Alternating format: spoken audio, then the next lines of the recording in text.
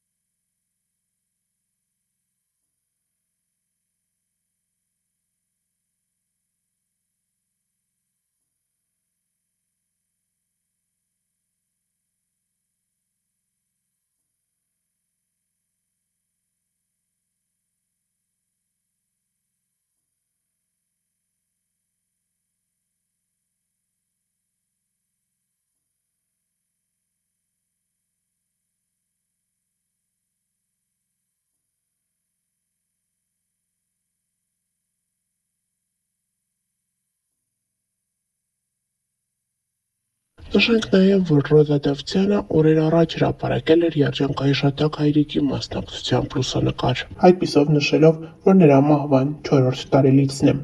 4 տարի առաջ հոկտեմբերի 28-ին մենք մնացինք առանց քեզ, պապ։ 4 տարի ես չեմ զանգել քեզ։ 4 տարի քո համար սուրճ չեմ դրել։ 4 տարի քեզ չեմ օգնել խանութի գործերում։